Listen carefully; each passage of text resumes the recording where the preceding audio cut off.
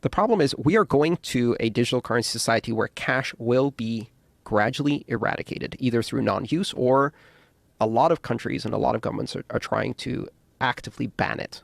So they're putting limits on how much you can use cash. Say, $1,000, and if it's more than $1,000, using cash is illegal.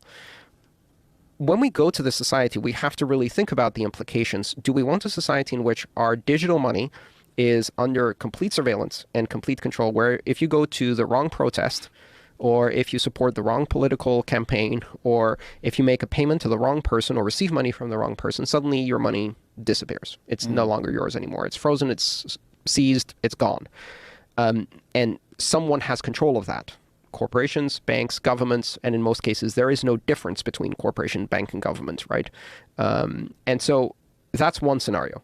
And the other scenario is one in which individuals control their money. And it is digital money, but it's digital cash like Bitcoin, where you can pay an individual from one person to another, just like I can with cash today, without any other party getting involved. What really strikes me as amazing is that we've gotten used to this idea so quickly, which is that we no longer pay people. We no longer pay people directly. The less we use cash, the more we pay people through a corporation, right?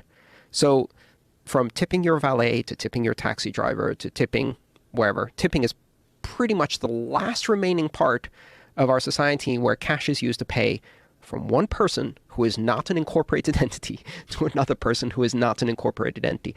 Everything else you have to pay through a corporation, whether it's a bank, right? Whether it's Venmo, whether it's PayPal, whether it's any of those things. And we've gradually gotten used to this environment where we can't pay another person unless there's a corporation involved.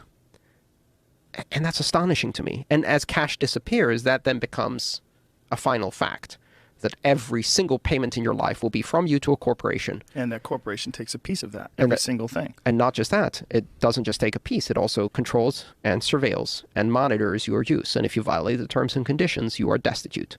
Wow. So the issue is not what we have today versus the digital currency of the future or Bitcoin or whatever. It's both futures are digital currency, and in both futures, cash will no longer exist. That is inevitable. We are going down that road, and now we have to choose. Do we go to the digital cashless society of corporate control over money with the complete and total merging of corporate and state money, where instead of having separation of state and money, you have the merging of state and money and corporation and money, where your money is branded money? You have Chase dollars. You have Goldman Sachs dollars. You have Coca-Cola dollars, right? You have money that is controlled by a corporation.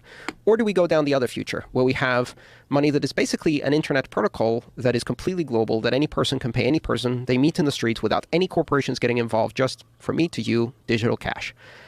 And that's really it's a less optimistic view, because I'm fully aware of what the other future is, and it's already playing out.